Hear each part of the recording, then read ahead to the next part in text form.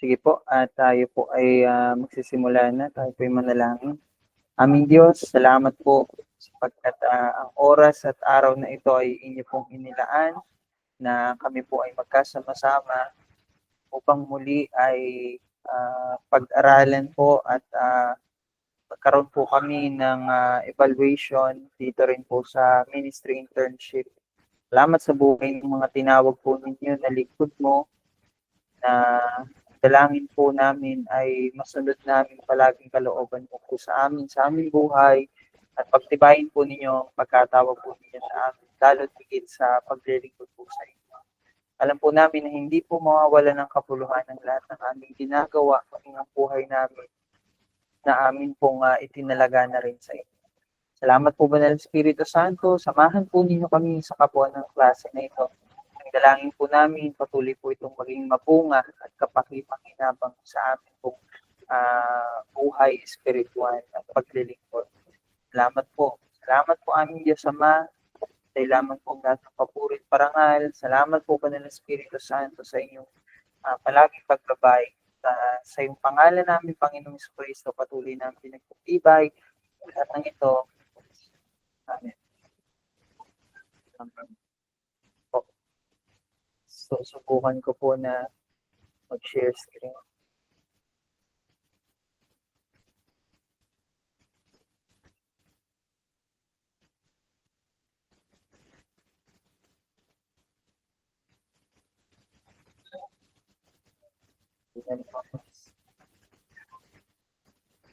Na nga po yung internet natin. Naririnig po ba ninyo ako? Opo, Pastor. Salamat sa Panginoon. Nawa po ay magkaroon tayo ng stable na internet.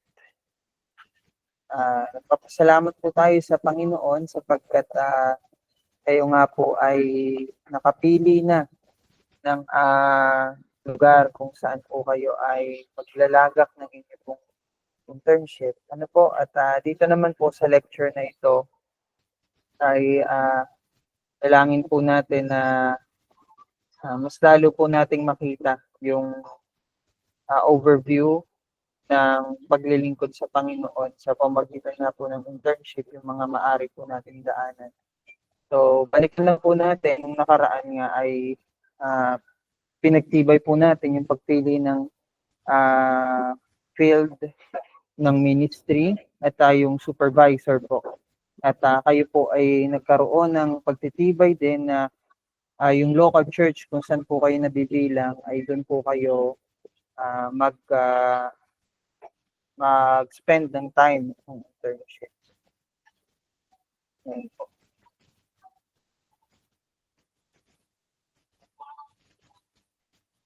Ayan po. So, ito po yung pangalawa. Nung una po ay atin pong dinaanan yung step 1 nga po, finding a field placement and supervisor or mentor. At ngayon naman po sa lecture 2, tutuloy po natin developing a learning agreement. So the learning agreement is a covenant key document that sets a roadmap for the ministry placement. Ano po, itong learning agreement po ay ito po yung agreement po ninyo ng inyong field supervisor, at hindi po ito basta-basta, ang field of ministry internship ay hindi po basta-basta ginagawa kung ano lang yung magustuhan nating gawin.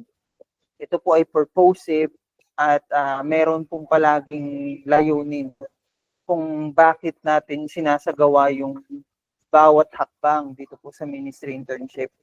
So number 1 nga po, sabi dito, this is a covenantal rather than contractual language. Reminds us of the agreement in Scripture binding God and God's people. So pag sinabi pong covenantal, ito po ay base sa tipan.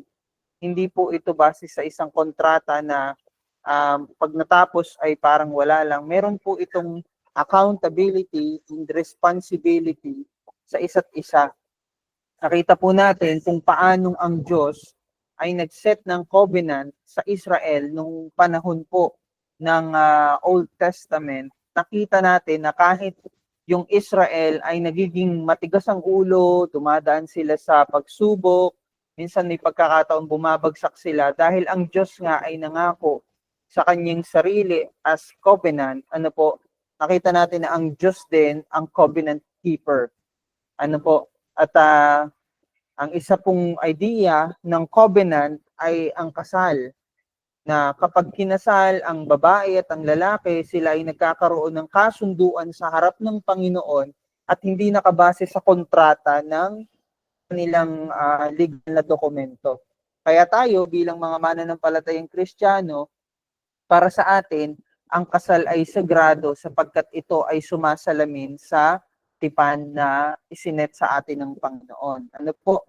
At ito ay hindi dapat, sabi nga ng Biblia, ang isa ng Diyos ay hindi dapat paghiwalay ng tao. Kaya ang kalooban ng Panginoon, ganun din dito sa ating ministry internship na magkaroon ng agreement, ng covenant na mayroon accountability and responsibility ang church, ang field placement, ang intern, at ang field supervisor. At ako po bilang inyong field instructor. Ano po?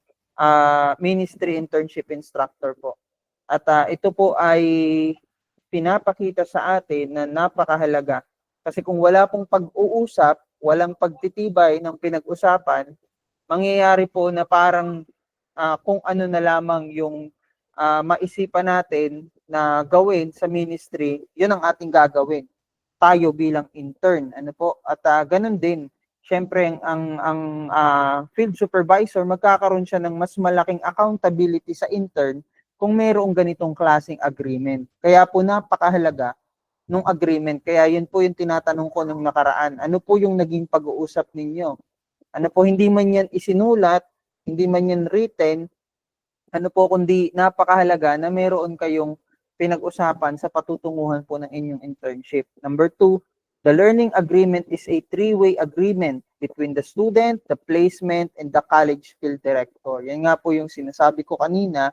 At sa placement po, nandun na rin po yung inyong field supervisor.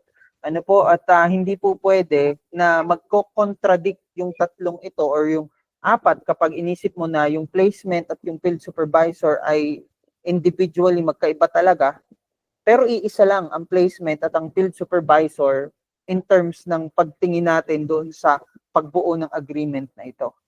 Ano po? Three-way agreement po ito. So dapat mayroon pong pagkakaisa. Hindi po pwede na mayroong disagreement pero itutuloy pa rin natin yung gagawin sa ministry internship. Ano po?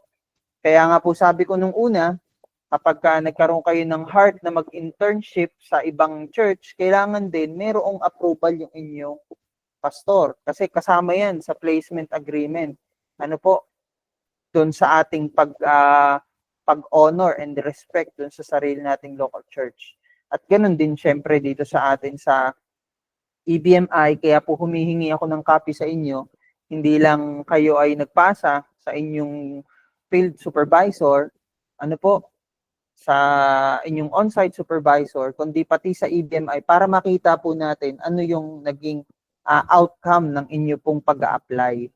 At number 3, goal setting is a vital part of this process. With goals developed which are concrete, measurable, and achievable. So napakahalaga po niyan. Kung wala tayong goal sa internship na to, saan ba tayo pupunta? Kaya napakahalaga na maging purposive po yung lahat ng action na ginagawa natin. So, ang bawat supervisor, may kanya-kanyang way yan para hawakan o gabayan, i-mentor ang kanyang intern.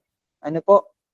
Kaya napakahalaga na nakikita natin sa sarili natin na yung field supervisor natin, ang goal ng field supervisor natin ay magkaroon tayo ng transformational development. Ano po?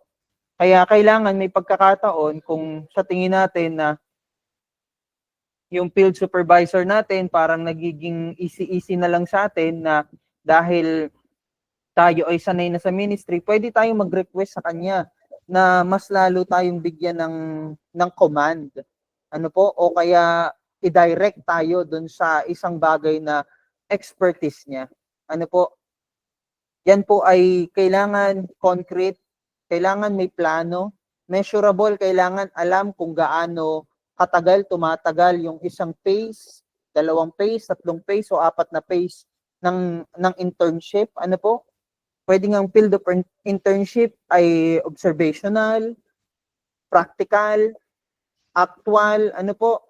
Yan po ay makikita po natin at kapag ito po ay ginawa natin ayon sa goal, minsan may pagkakataon na akala natin yung intern field supervisor natin ay ayaw agad tayong isabak dun sa isang area ng ministry pero ginagawa na naman natin ito noon. So magkakaroon tayo, madedevelop sa atin dito yung patience, yung ibang area ng skills and abilities na meron tayo dito lalabas. Ano po, kasi ang development, hindi lang yan sa labas, sa outer part. Ang transformational development, kailangan ay nagaganap sa atin sa lahat ng area ng buhay natin, sa outward and inward natin. Ano po, higit sa lahat sa spiritual life natin and achievable. Kailangan ang binibigay sa atin ng ating field supervisor na pinapagawa sa atin ay kaya nating gawin, hindi dahil andun na yung skill, kundi kahit wala sa atin yung skill, alam ng supervisor na madedevelop natin yun in time. Ano po, at kakayanin natin yun. So yun po, napakahalaga. And, ayun po, number 3, commencing the placement. Being oriented and welcome into the placement is a key aspect of the field education experience. Yan po. So, kayo po ay nasa inyong sariling local church at pwedeng yung pagsasabi ninyo yung ng internship ay as a congregation o kaya po sa leaders. Ano po, na sinasabi na bukod sa kayo ay belong talaga sa church na yan, ay nag-i-intern kayo dyan. Ano po, nasa process po ng internship. And kung hindi naman, ano po, assume natin o isipin natin na nasa iba tayong lugar, students are becoming part of a community of faith even for a short period of time, and it is important that this is noted publicly. So kung ito po ay ginawa natin sa ibang church, hindi magtataka yung ibang mga leaders doon, members doon, bakit nandito ka? Akala ko ba sa ganito kang local church? Bet nandito ka, di ba? Kaya kailangan, bago mag-start ang internship, ipapakilala ka sa church or sa leaders at least na ito pong kapatid nating ito ay galing sa church na ganito, siya po ay intern dito sa atin. So, i-welcome po natin siya. Di ba po? A time of public welcome is even more important for students who have been part of congregation for a long time. So, pwede rin naman na ipakilala din sa congregation na ito pong kapatid nating ito ngayon, kahit siya ay matagal na dito sa atin sa church, ngayon po siya ay nag-i-intern dito sa atin. At bahagi po ito ng pag-aaral niya sa paaralan ng Biblia. So, tayo po ba, alam ba sa local church natin na tayo nagba-Bible school? Di ba po? So, dapat alam din nila. Hindi naman po pwedeng laging gulatan. Ano po? Maganda yung alam nila para na ipapanalangin tayo. Maganda yung alam nila para nasusuportahan tayo. Ano po? At minsan may pagkakataon, meron pa rin mga nasabi sa paligid na hindi palaging positive. Pero mas maraming positive. Ano po? Na magkakaroon tayo ng encouragement. So, yung commencing the placement, mahalaga po yun. Ewan ko po kung ito ay nagawa sa inyo. Pero kung hindi pa, pwede po gawin pa rin. Ano po, kung hindi po nag-initiate yung inyong on-site supervisor, pwede po kayong lumambing sa kanya at sabihin niyo sa on-site supervisor, pwede po masabi po natin sa church or at least sa leaders na ako po ay under ng internship program. Po. So yan po. Step 4 is regular supervisory and mentor meetings. So the covenant relationship between the student and their supervisor, mentor, reflects a New Testament understanding of Christian ministry, not as isolated individuals doing their work, but as a collaborative venture between individuals, each bring their gifts to bear. So, sa mga meron po ditong Bible, dahil nga po medyo mahina yung internet ko, pwede po bang pakibasa ng Romans chapter 12 verse 4 to 8?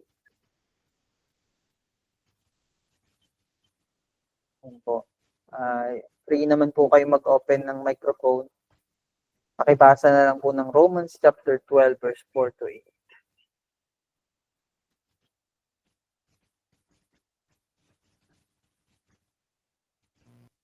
Amen po. Romans chapter 12 po, verses 4 to 8. Ang katawan ay binubuo ng maraming bahagi at hindi para-pareho ang gawain ng bawat isa. Hindi naman tayo maraming ngunit nabubuo sa isang katawan ni Kristo at iisa't isa ay bahagi ng iba. Verse 6, yamang magkaroon tayong mga kaloob na magkakaiba ayon sa kagandahan loob ng Diyos sa ating, gamitin natin ang mga kaloob na iyan kung paghahayag ng kalooban ng Diyos ang ipinagkaloob sa atin, pahayag natin ito ayon sa sukat ng ating pananampalataya. Verse 7, kung paglilingkod, maglingkod tayo, magturo ang tumanggap ng kaloob na pagtuturo, huling talata, at nangangaral ang may kaloob na pangangaral, kung pag-aabuloy, mag-abuloy ng buong kaya, kung pamumuno, mamuno ng buong sikap, kung nagkakawang gawa, gawin ito ng buong galak. Amen. Amen. Praise God. So, makita din po natin yung cross-reference nito sa 1 Corinthians chapter 12. Na po kung ako ay hindi nagkakamali sa pag-recall. Na napakahalaga na makita natin yung sarili natin na meron tayong tinanggap sa Panginoon na kaloob na dapat nating gamitin at maaring dapat nating mas lalong paghusayin. At dito po sa internship, ang supervisor natin, yung mentor natin, kailangan aware siya kung ano ba yung meron. At hindi ipilit sa atin kung ano yung hindi natin ministry field. Pero, dahil nga po siya ang intern, may pagkakataon na pwedeng ipagawa niya sa atin yung isang bagay na akala natin hindi natin gift. Pero gift pala natin, hindi lang natin tinitingnan sarili natin sa area natin na yon. So, hindi po natin pwedeng pangunahan yung field supervisor natin na, ay, wag po yan. Hindi ko po kasi yan forte. Diba po? Maaring nakita niyo na yung sarili natin doon sa ganung klaseng gift na ayaw lang nating tanggapin sa sarili natin na mayroon tayong ganung klaseng gift kasi mas tinitingnan natin ang sarili natin na mas gusto natin ito. Pero magkaiba kasi yung gusto lang natin sa calling natin. Pero yung calling natin, pwedeng maging gusto din natin yan. Ano po? So, hindi lang lahat ng gusto natin ay calling natin. Pero yung calling natin, pwede rin natin maging gusto yun. Ano po? Lalo pag nakita natin yung sarili natin na dito pala talaga tayo tinawag ng Panginoon. So, the key to this relationship, ano ba? This is the time and attitude. Ano po? A setting aside of regular planned, intentional, and boundary space in which the student and supervisor can meet for dialogue, exploration, guidance, and prayer. So, para po magkaroon ng mas maayos po na communication ng field supervisor at ang intern, kailangan po magkaroon din ng pagkakataon kayo po sa inyong field supervisor na magkaroon ng kumustahan, pag-uusap, paggabay, at higit sa lahat, panalangin. Ano po? Hindi po ito kailangan araw-araw. Pero at least once a week or twice a month na makapag-spend po kayo ng time kahit simpleng kape lang, ano po, o lumabas kayo mag-lomi, ano po, o kaya bisitahin niyo yung field supervisor niyo sa bahay, si Pastor Carlo, siguro malapit lang yung bahay niya sa kanyang field supervisor, ano po. So, ganun, kailangan na magkaroon ng ganitong klaseng pag-spend ng time, pero hindi kailangan maging super attached. Ano po, yun ang kailangang iwasan. Kasi kailangan may boundaries pa rin at kailangan mayroon ding pag-respect sa field supervisor at saka sa mentor. Hindi porket close na kayo, kailangan ganito, ganyan, na sobrang ma-out of boundary naman tayo, kailangan andun pa rin yung respect ng intern sa mentor or field supervisor. Ano po? So, yung supervisor, yung mentor, ano po, ito po has been chosen as qualified and experienced person in the ministry context whose gift to the student is to assist them in their growth and learning. Yan, napakahalaga po na ma-emphasize sa atin ito, na ang supervisor, mentor, ay gift yan sa mga intern para mag-assist, para lumago ang intern, para matuto ang intern. At the nature of the role is oversight of the student within the field placement. So makikita din po natin kapag may mga actual na tayo, andyan ang field supervisor na magkikritik talaga sa atin. Pero ang palaging prayer natin, palaging constructive criticism. Hindi po destructive criticism na kahit pabiro, sana maiwasan. Ano po? Yung intern sa mentor or yung mentor sa intern na magkaroon ng biruan na magkakaroon ng sama ng loob o kaya magdudulot ng kalungkutan o kaya sa halip na ma-push sa limit ang isang intern ay ma-push siya para mag-give up. Di ba po? So yun po yung prayer natin. Ano? And they exercise the responsibility for the student to observe the student's ministry and report on their progress. So sabi po dito, some denomination or accrediting bodies have recognized the importance of dividing this role between two people. The local pastor, known as a ministry pastor within the placement itself, and external professional pastor, pastoral supervisor. So ito po ay pwede na, yun nga katulad sa atin, marami sa atin yung ministry mentor natin, yung local church pastor nga natin. Pero may pagkakataon na pwede rin na hindi siya yung ating supervisor. Ano po? So yung supervisor, ang ginagawa niya lang naman talaga kasi is mag-observe and the same time magbigay din ng task. Pero mas maganda pa rin kung yun nga yung ating local church pastor ang magiging mentor natin. Kasi baka magkaroon naman ng conflict pagdating sa authority, pagdating ng panahon. Kung hindi si pastor yung ating magiging supervisor or mentor. Baka bago matapos ang internship, dalawa na yung local church sa loob ng isang local church. Yun po yung kailangan nating iwasan. So number 3 po, the best field education experience, it occurs when the supervisor-mentor meetings are not haphazard or occasional but regular and consistent. Students' goals are discussed and issues of ministry are explored by the students presenting reports of their actual ministry experience. This report may take the form of a written account of a ministry experience. The final session each semester may require the students, supervisor, mentor to discuss a form of evaluation required by the college. So, nandito po yung weekly journal natin, yung written ministry experience, at yung form evaluation naman sa end po ng ating ministry internship. So, napakahalaga nga po ito, pinag-uusapan. Ano po, yung best field education experience mararanasan natin kapag pinag-uusapan po ng mentor at ng intern yung issues ng ministry.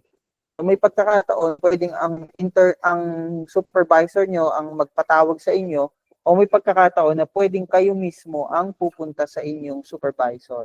Ano po, at hindi naman ito kailangan araw-araw, ano po, pero kailangan mayroong tulad ng pinag-usapan natin nung una na ito po ay connected sa key to this relationship. Ano po?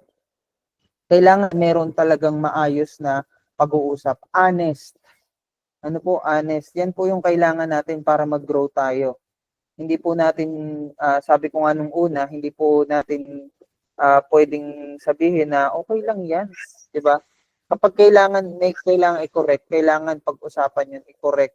Pagka may kailangan mas area mag-grow, kailangan mag-grow. At kapag nakikita tayo ng mentor natin na nag-excel tayo, maganda rin naman ang parinig tayo sa kanila ng mga magagandang salita. Ano po? So, po ay makikita sa journal ninyo, kaya mahalaga na ito po ay pinapakita po ninyo sa inyong supervisor kasi yun na rin po yung magiging time ninyo kapag ka mag-uusap kayo bago po tayo mag-usap. Ano po, kasi mamaya nga po, sisimulan na natin yung 15 minutes each po para sa inyo at mamaya na po tayo mag-schedule after po nitong lecture po na ito. Konti lang naman po ito. So the supervisor mentoring meeting is the key to successful field educational placement. The greater the student openness about the ministry experience, the joys, the sorrows, success, and failures, and the greater the supervisor's willingness to listen, explore, and gently coach, the more the student's self-awareness will grow and their future ministry enrich. So ito na rin po yung sinabi ko kanina. Pag tinignan naman natin ito overall is yung communication, napakahalaga. Ano po?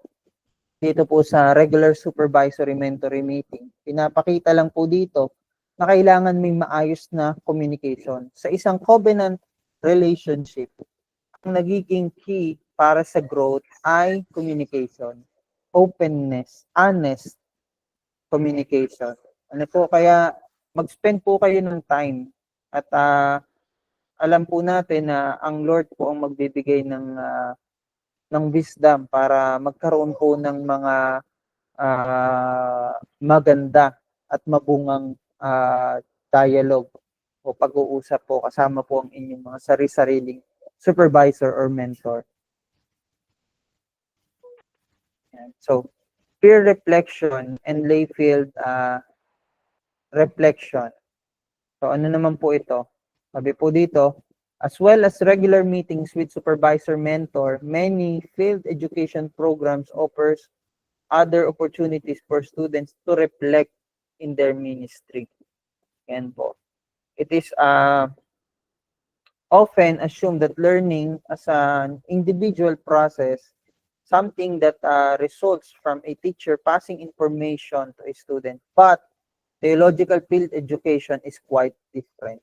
Anong ibig sabihin nito? Students are not only given a place to practice ministry, but also a space to reflect on that ministry with others, with a supervisor, mentor, and with fellow students and lay members of the church. This is a social view of learning. So ito napakaganda. Hindi lang basta katulad sa Bible School na natututo tayo ng mga ideas, hindi lang din binibigyan tayo ng isang lugar para i-practice yung idea natin, kundi isang pagkakataon para ma-reflect natin yung sarili nating paglilingkod natin sa Panginoon at yung paglilingkod natin sa Panginoon doon sa ibang mga tao.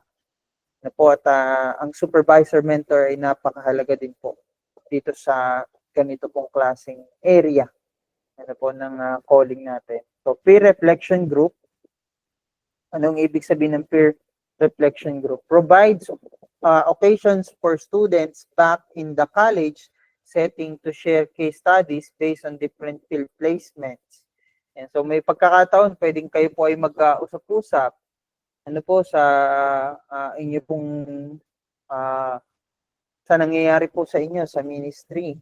So initially, students may be apprehensive, but as the group grows and learns with appropriate guidance from a lecturer, openness, trust unfolds. They need to be safe place where everyone is respected and supported. So ito pong klase natin, nagtuturing din po natin itong peer reflection group. Ano po? A lay field reflection group, or ang tawag po dito ay minsan ay field committee, serves as a different function. Sabi po dito, this is a group of lay people who meet regularly with the student to provide support, encouragement, and feedback. The role has been described as a mirror which reflects to the student the way that their ministry is received and perceived by others. So ito naman po yung mga tao na regular na nagbibigay sa atin ng evaluation. Ano po, pwedeng ito yung mga church leaders, ano po yung matuturing nating field committees, na nagbibigay din sa atin ng encouragement nga po at support at feedback. O ito yung mga pinili nating tao na maging hindi lang taga-critic natin, kundi maging tagapagpanalangin natin. So, sino po sa inyo yung mayroong ganitong mga klaseng tao sa kanilang mga buhay? So, hindi naman ito necessarily kailangan deacons or church leaders, hindi rin kailangan 10. Kahit yan ay 3, ano po, grupo na po yung 3. Ano po? So, yun po, napakahalaga na meron. So, regular journaling. A ministry journal is useful tool in assisting students become reflective practitioners. So, ito pong weekly journal natin, sinabi ko nga na magkaiba ang student ministry weekly report sa ministry weekly journal. Ano po? Ministry internship weekly journal. Kasi sa student ministry weekly report, ang isinusulat natin doon, lahat ng ginagawa natin, nasa tingin natin ministry, yun yung isusulat natin doon sa student ministry weekly report. Pero yung weekly journal na involved dito sa ating ministry internship, ito yung mga specific na ipinagagawa sa atin o involved sa atin doon sa paraan kung paanong ang mentor natin ay tinutulungan tayong lumago. Ano po? So, kapag ito ay halimbawa, kinuman o ni-request o involved yung iyong mentor, supervisor, ito yung mga bagay na pwede mong isulat doon sa iyong weekly journal. Hindi lang dahil gusto mo o ginawa mo, kundi ito ay merong approval ng iyong field supervisor. Ano po? Either way na siya ang nag-command sa'yo o nag-request sa'yo na gawin mo, o ikaw, may ginawa ka, or bago mo pagawin, ipinaalam mo sa kanya, at nag-approve siya at iyong ginawa. So, halimbawa, may ginawa tayo, may gagawin tayo, pinaalam natin sa ministry supervisor natin, sa on-site supervisor natin, sa mentor natin, pero sinabi niya na, wag muna, ito yung gagawin natin eh. Ito yung gagawin natin ngayon. Pag ginawa pa rin natin yung gusto natin, hindi natin pwedeng isulat yan sa weekly journal. Kasi, hindi na nga natin sinunod yung ating mentor eh. Kaya nga siya yung mentor natin, siya yung gagabay sa atin. Pagka yung gusto lang natin yung ginagawa natin, wag na tayong mag-intern. I-mentor na lang natin yung sarili natin. Pero hindi natin pwedeng gawin yun. Kasi, ang goal nga ng ministry internship ay magkaroon tayo ng isang tao na gagabay sa atin. Kahit tayo ay expert na sa isang field, alam natin may matututunan pa rin tayo dun sa mga tao na magbibigay sa atin ng paggabay. So, a ministry journal is a useful tool in assisting students become reflective practitioners. Sabi ko nga po sa inyo, ang encouragement ko po sa inyo ay mag-jot down po kayo ng simple details ng nangyari sa inyo sa ministry internships na ginawa po ninyo. Halimbawa po, kahit mga sentence lang o kahit 2 words, 1 word na magpapaalala sa inyo na yung oras na yon, yung araw na yon, ginawa ninyo yon. Para pag nag-fill up po kayo, maaalala po ninyo yung nangyari sa pamagitan ng mga keywords na yun. Pwede sa notepad, ng cellphone po ninyo, pwede sa inyong notebook, at makikita po ninyo, mas ma-appreciate ninyo na nagkakaroon po tayo ng reflection dito po sa ginagawa nating journaling. Unlike a diary, which is about recording the bare facts of what has been done, a ministry journal is a place where we reflect and explore what has been done. Ano po? We reflect and we explore what has been done. Andun yung mga tanong di ba? Yung details na nga lang sa una, di ba? I-recall natin yung araw, yung oras, ilang oras tayo nag-ministry, tapos saan natin ginawa, sa field placement, tapos yung concise description ng ating ginawang ministry. Tapos nandun na ano yung skill na ginamit mo, ano yung skill na sa tingin mo kailangan mong i-improve, di ba po? Ang ganda nun, hindi ka lang basta nagpi-fill up kung ano yung naiisip mo, nararamdaman mo, Pero habang nag-fill up ka ng weekly journal, naaalala natin. Ano po? Sabing hindi mo lang nilagay na halimbawa nag-visitation ka. Nagbisita ako sa mga Desaguan. Binisita ko mga Desaguan. Pero hindi eh. Kailangan magkakaroon ka ng more reflective way. Ano po? Binisita ko ang mga Desaguan at na-realize ko na ganito, ganyan, ganito, ganyan. Dapat ganito ako, dapat hindi ko to gagawin, dapat ito yung ginawa ko. 'Di ba po? So nagkakaroon tayo ng reflection at mas lalo tayong nagiging malago dun sa ating sarili. Ano po? So, ano ba yung pwede nating magawa pa? Yun yung nakikita natin doon. At ano yung sa tingin ko na satisfied ako ng ginawa ko. Yan. So, hindi lang siya basta diary. And journaling is something na ini-encourage natin. Ano po? Sa mga estudyante na gawin to on a weekly basis. Technically, on a daily basis. Kasi, kung meron tayong ginawa na na ministry sa araw na yun, isusulat natin siya. Pero hindi naman araw-araw merong papagawa sa atin yung field supervisor natin kasi meron tayong sarili-sariling schedule.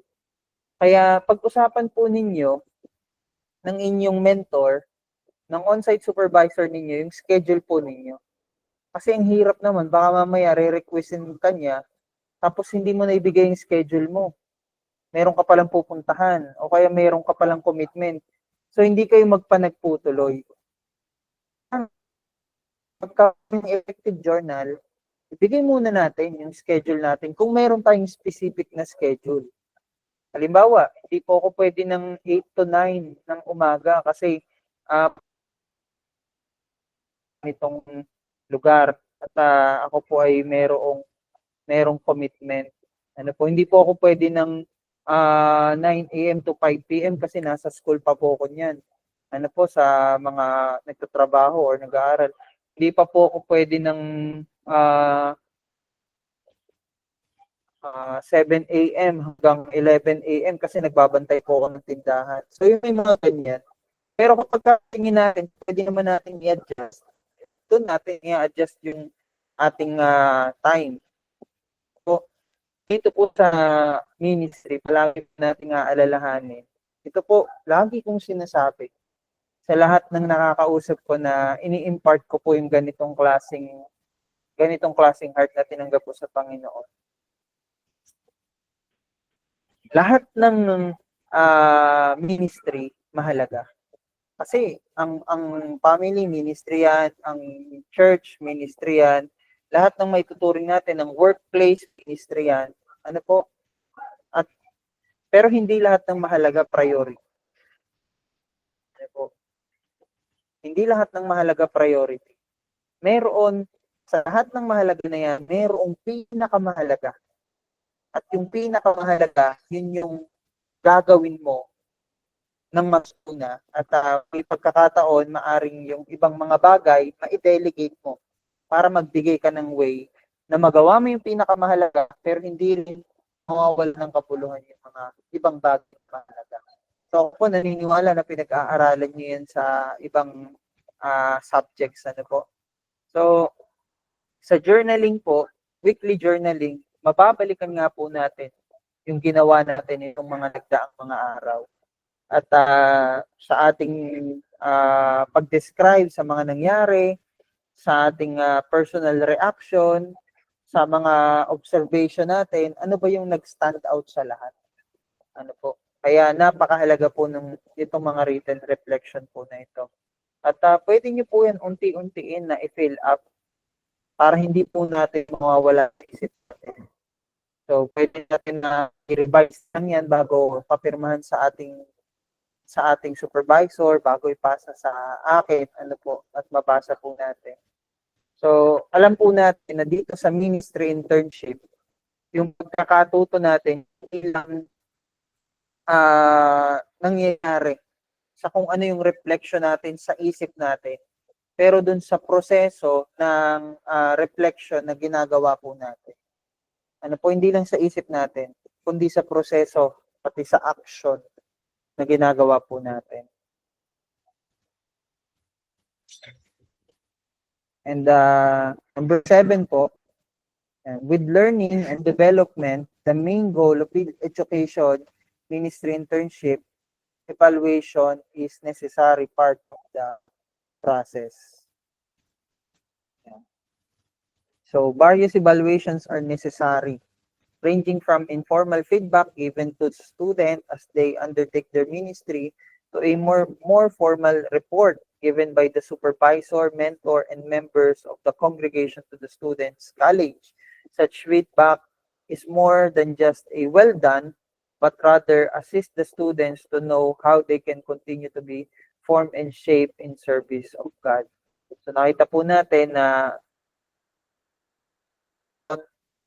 ay may pagkakataon during the ministry or after the ministry, yung verbal, yung communication, way of evaluation po yun, formal way of evaluation.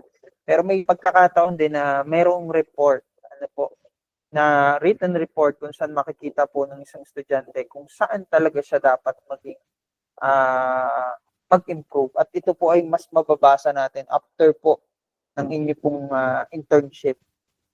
Ano po, kadalasan, kahit wala pa yung formal report na yon, maririnig na natin yun sa ating mentor, sa ating intern. And students may be well asked to do a self-evaluation.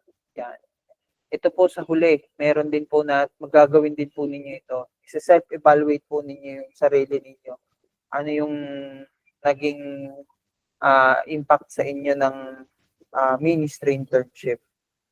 Ano po? So, reflecting on their learnings from their field placement or internship. So, others adopt a broader approach and ask for more general self-assessment.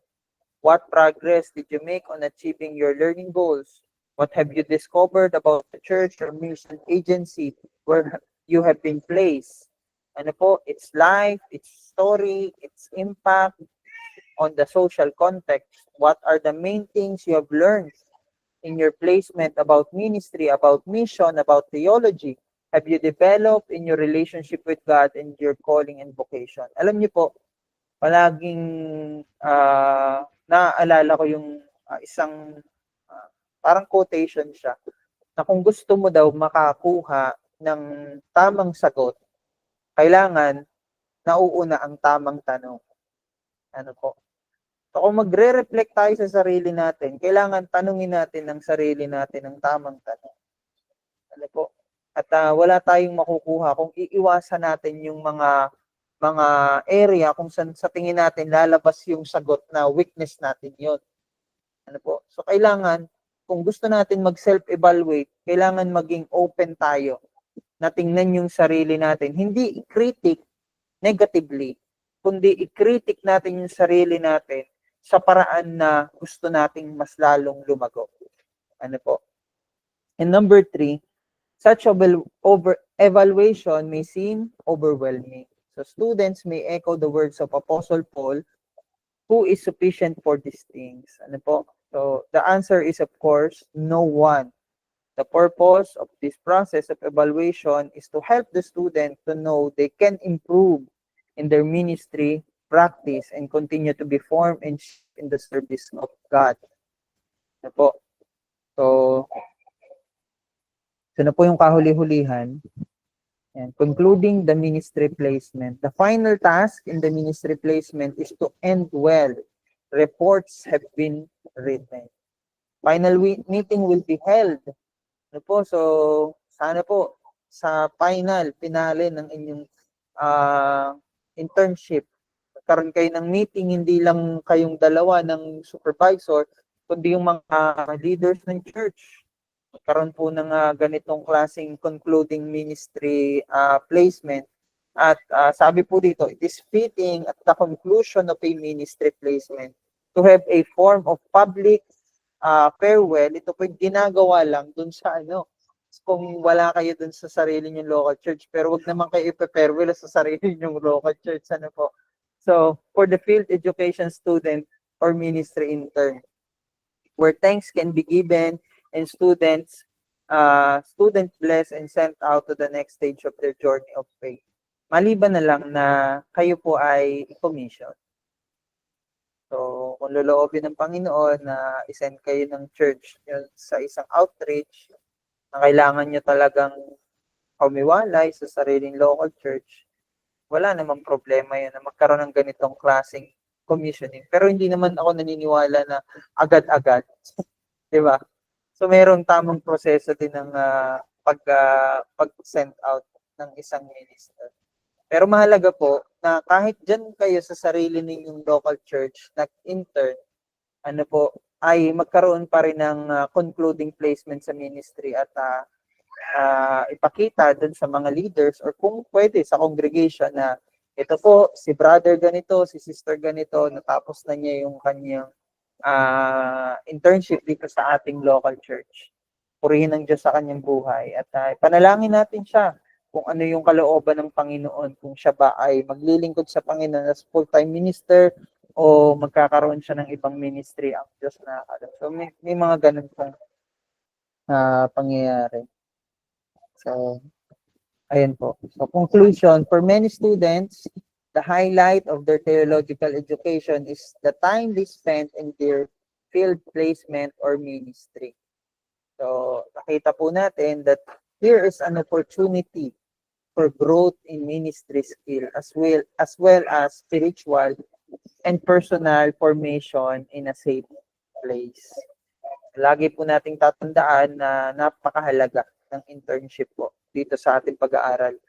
At maaari yung ilan sa atin nakala ay syempre pang concluding ano na nga po ito. Ano man tawag doon? Subject sa ating pag-aaral dito sa IBMI kasing iba wala pang first sem. Kaya nauna yung internship bago po yung first sem. Pero si Pastor Carlo graduate na ngayon. Kaya salamat sa Panginoon. Ano po? At palagi nating tingnan na ito po ay opportunity for growth. Ano po, magkaiba po yung ginagawa na natin, yung isang ministry sa local church. Sa meron talaga tayong pagkakataon na merong tao na inassign sa atin ng Lord para tulungan tayo na lalong lumago. So, basahin ko po ito. Although the field education process has formal tasks and structures, both student and supervisor mentor need to be aware of, it is not these that are the ultimate importance. Sabi nga po ni Colin Hunter, former president of ANSPE, has likened the structure of field education to the scaffolding for the building under construction. The scaffolding is not the building, but without it, the building could not be created. And when the scaffolding is removed, the building remains. Di ba po? Ganda ng sinabi ni Colin Hunter. Ang ministry internship daw po ay parang building sa ating ministry. Kapag wala po ang scaffolding, hindi mabubuo ang malaking building o kaya kahit anong building. Hindi po magagawa yan. Pero, hindi habang buhay nandyan ang scaffolding. Ang pangit naman ang ganda-ganda ng building, tapos may scaffolding na natira, ano? Pero, kapag inalis yung scaffolding, nananatili ang building. Ibig sabihin, kahit ano po ang matutunan nyo dito po sa ministry internship, lahat ng pagdadaanan po ninyo dito, madadala po ninyo habang buhay. Kaya po, i-enjoy natin itong process po na ito. Dahil hindi habang buhay, intern tayo. Darating ang panahon, kayo po mismo. Darating ang panahon, kayo po mismo magiging field supervisor sa ibang mga tao. At yan po ang prayer ko. Na ngayon, kayo po ang protege. Darating panahon, kayo naman ang mentor. Ano po? So, this is all about educational process for the purpose of the building up of those who call to serve God. Pumasok tayo sa Bible School para mas ma-edify ang paglilingkod natin sa Panginoon. Bahagi po ito, ministry field internship at ministry internship para tayo ay lumago. Ano po, the real value of the process depends on the relationship in that process. Mahalin natin yung process po na ito. Lagi ko pong, sabi ko nga dun sa preaching ko po last Sunday kung gusto mo makarating dun sa promise ni Lord, hindi pwede na yung gusto nating daanan, yung dadaanan natin. Kundi kung ano yung sinet sa atin ni Lord na process na dapat nating daanan at pagtagumpayan, yun yung ating dadaanan at pagtatagumpayan. Ano po? So, hindi po natin alam kung gaano katindi yung pwedeng struggles na pwedeng daanan natin sa internship. Hindi rin natin alam kung gaano kadali. Pero ang mahalaga po, na-enjoy natin yung process. Ano po? Ang prayer ko po sa students, supervisor, sa mentor, dito po sa inyo, sa kabuuan field of ministry na palakasin po kayo ng Panginoon. Ano po? Bigyan ng mas malaking passion and compassion. Ano po? Passion para gawin yung pinapagawa ng Panginoon. Yung calling po na isinet sa inyo ni Lord. And compassion dun sa mga tao na involved dun po sa ministry na pinagkatiwala din ng Panginoon sa inyo po. Ano po? At sa akin pong pagkatatapos, sabi po sa Ephesians chapter 4 verse 16, from whom the whole body joined and knit together by every ligament with which it is equipped, as each part is working properly, promotes the body's growth in building itself up in love. Ayun po. At salamat sa Panginoon. Yung steps po na yan, bale, 8 steps po yan, pero hindi naman po natin necessarily kailangan i-check nasaan na ba akong step. Ano po? So, yun po yung overview na pwede pong mangyari sa atin dito po sa ministry internship. At ang mahalaga po ay patuloy nating makita yung magandang inihanda ng Panginoon sa atin pagdating sa paglilingkod. Ayun po. So, salamat sa Panginoon. At next week na lang po ulit yung susunod na lectures. Ngayon naman po, hihingi po ako sa inyo ng 15 minutes each. So siguro po, wag muna tayong lumabas na lang. Sige po. Okay lang pala na mag-out na lang po muna yung iba. After ko po sabihin kung sino po yung sunod-sunod. So pwede na po kayo mag-request lang ng pag-join. Tapos pagka in-accept ko po yung inyong request, so yun na po yung turn po ninyo. 7 to 7:15 po ay si Sister Helen. Tapos po 7:15 to 7:30 si Pastor Carlo. 7:30 to 7:45 si Ma'am Rose Ann po. Tapos 7:45 to 8 Sister Sen. Okay po. So, sige po, magkaroon po tayo ng 15 minutes each para sa evaluation po nitong mga nangyari sa atin ngayong week.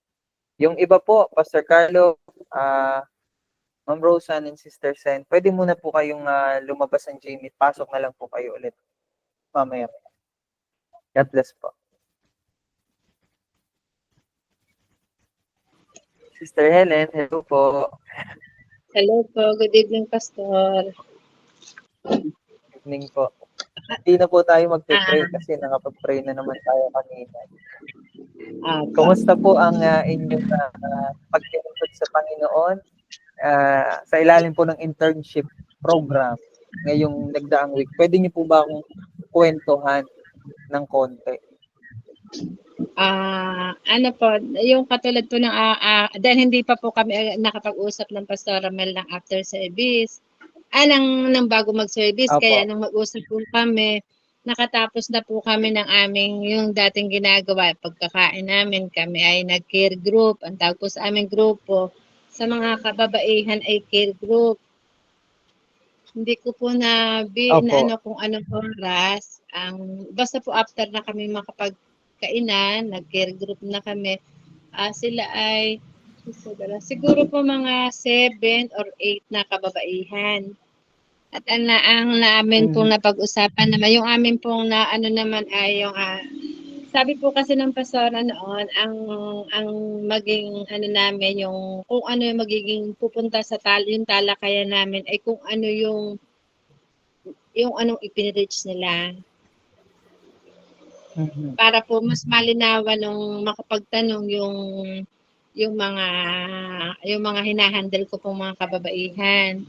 Tapos hindi ko agad siya maipasok Mhm. yung amin dahil ang naging topic namin noon ay about, nakalimutan ko na basta hindi ko masyadong matanda, hindi ko dala na notebook. Tapos doon na lang kami nag-ano sa, ano ba ang naging ano ko sa kanila ay, ano ba yung bagang, kung paano natin pakisamahan ko ang ating mga kasambahay, kung yung silang nagbibigay sa atin ng kung sano ay para tayo ay hindi makapanatili. Yung Hmm. kung paano hindi tayo makapanatili, yung bagang sila ang nagiging dahilan para tayo matisod. Pero Opo. ang maging ano eh, huwag tayong matisod na ang maging ano sa atin ay hindi tayo makatisuran nila dahil tayo kaya nating unawain sila. Pero yung sila na hindi pa malalim ay huwag silang matisod sa atin. Kung paano nila i-handle, Mhm. sabi ko, paano nila i-handle yung sitwasyon, paano sila nakikipag-usap doon sa kanilang yung mga nagbibigay sa kanila ng sakit ng kalooban, yung mga sama ng loob nila, paano nila paano nila nakakayang dalahin. Ganun po ang naging talakayan namin at Mhm. saka sabi nga biyaya Opo. ng Diyos na tayo kaya tayo hindi ko masyado maalala, kaya tayo nandito, kaya tayo pinili ng Diyos ay para tayo ang maging gabay nila. Hindi sila Mhm. matitisod sa atin, kundi sila ang ating maturuan. Sila ang ating Po. turuan kung paano sila makakilala sa Diyos. Lalo pa sa mga, yung halimbawa, yung mga sama ng loob nila, ganito daw ang ginawa ng mga kapatid nila, ng mga ganito nila, mga kasama nila, yung mga ganyan po ang naging talakayan namin. Ano pong naging bahagi niyo dun sa talakayan na yun, Sister Helen? Ako po yung nagtuturo sa kanila kung paano nila i-handle ang sitwasyon. Kung paano nila Wow, perfect po. unawain ang ganong sitwasyon na kung paano nila ipapakilala si Kristo, kung paano sila titingnan ng kanilang mga sabi niya, tayo ang tinitingnan, hindi tayo pagka tayo gumawa ng sabihin natin pag tayo ay nagkamali, sila ay matitisod. Kaya dapat tayo ang makita nilang huwaran. Doon po pumasok Amen. yung hindi ko masyadong matandaan pastor, parang nakalimutan. Ako'y madaling makalimot kaya hindi ko maano. At sabi ko nga sa kanila, maging kalakasan tayo at hindi tayo po pwedeng alimbawang kung gano'n na ginaganon tayo, di tayo na ang matutong umunawa dahil kung papaano sabi nga kung papaano ang Panginoong Jesucristo ay nagpakasakit, gano'n din tayo. Matuto tayong matuto tayong magpakumbaba sa kabila ng ating mga pinagdadaanan, sa kabila ng mga sakit na ating nararamdaman, hayaan natin ang Diyos ang kumilos para sa atin. Opo, maganda po yung mensahe na dinala niyo, Sister Helen. Talagang yan po ay kailangan ngang marinig ng bawat Kristiyano para lalong tumatag sa pananampalataya. Pagdating po sa teaching materials ninyo, Sister Helen, kayo na po ang sariling nag-aaral o binibigyan po kayo ng ninang female ng Minsan, materials?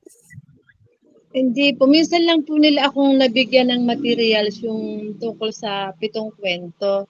Pero naituro ko na po yun. Pero mas baga, bumabalik-balik lagi. Ang gusto ko lagi basta balikan, kahit naman tayo matuto ng lahat, ano man ang ating pag-aralan, lagi naman tayo nabalik na lagi tayo doon sa ipakilala natin si Kristo.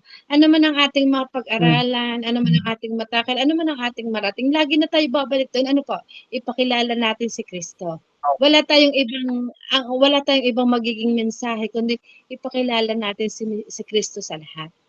Kaya sabi ko, ano mang libro, basahin, papag-aralan si Pablo, lahat-lahat, ano man, laging balik tayo sa maipakilala na natin si Kristo sa iba. Amen. Tama po. Napakaganda po. Sir Helen. Ano po yung parang naging challenge sa inyo, sa ministry po ninyo ngayong week na to, para sa inyo? Saan po kayo Ang lagi, na-challenge? ang lagi lang ako sa akin, Pastor, sa akin gusto ko talaga, ang gusto ko lang talaga, yung mga kababaihan ay maging lumalim sila, lumalim sila sa kanila, yung panghawakan nila, yung kanilang pananampalataya. Yung sa kabila ng kanilang mga Mhm. sakit na naranasan, ano, patuloy silang manampalataya. Mhm. Huwag Opo. silang bibitaw, huwag silang bibitaw. Ano man ang mangyari, huwag silang bibitaw. Basta patuloy lang. At hayaang ang Diyos ang kumilos. At alam nating mabiyaya ang Diyos. Kikilos at kikilos ang Diyos. Sabi nga, kahit nagkaano pa katagal ang ating pananalangin, maaring ng 25 years na, pero nasagot at nasagot ang Diyos. Hindi maaring hindi siya sasagot. Kaya, Mhm. ganun po kung saan maging, ang nais ko, Pastor, maging kalakasan ako ng aking mga grupo.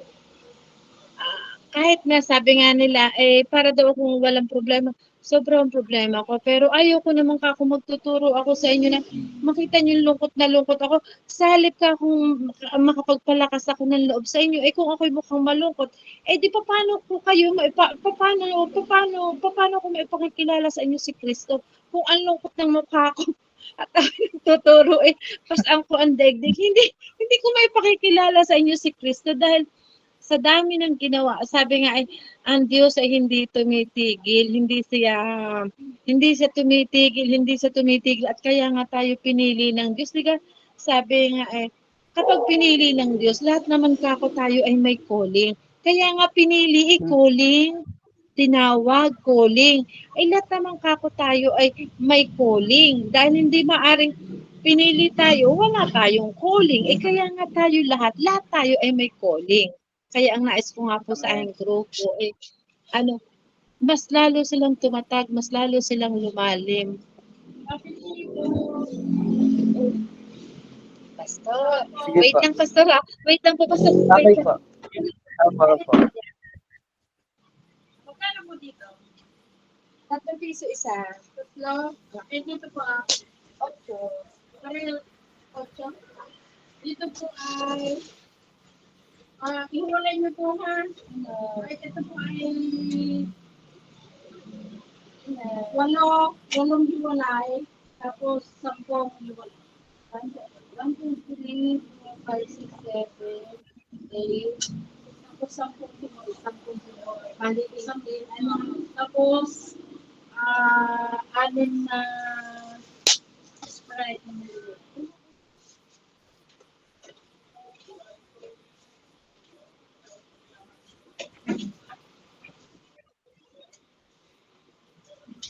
Ay 54 at saka yung 60, bali ay 114.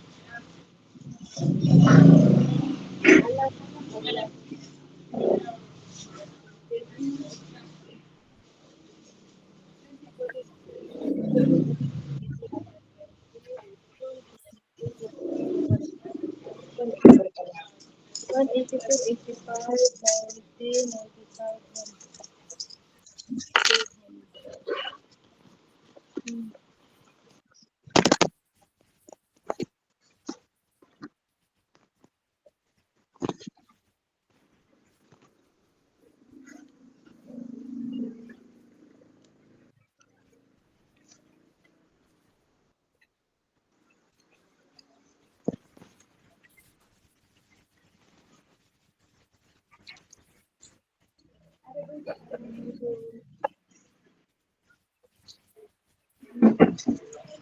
Sorry, Pastor, ha?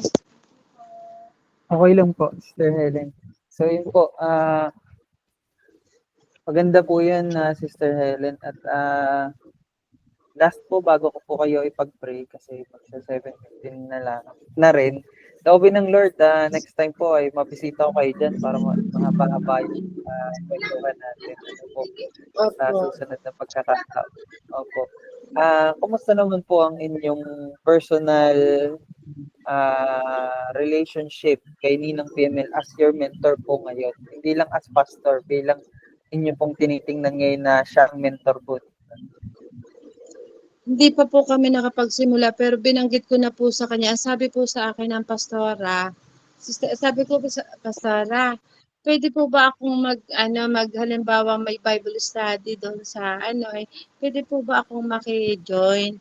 Sabi po ng pastora sa akin ay hindi po kayo makiki-join, Sister Helen. Kayo po mismo ang aking isa. Yung halimbawa po may araw na kayo i-assign ko para po kayo ang humawak doon. Sabi ko, isa sige po kung ano po ang ano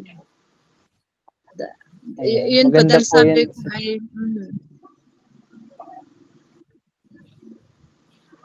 Maganda po yun, Sister Helen, at loobin po ng Diyos.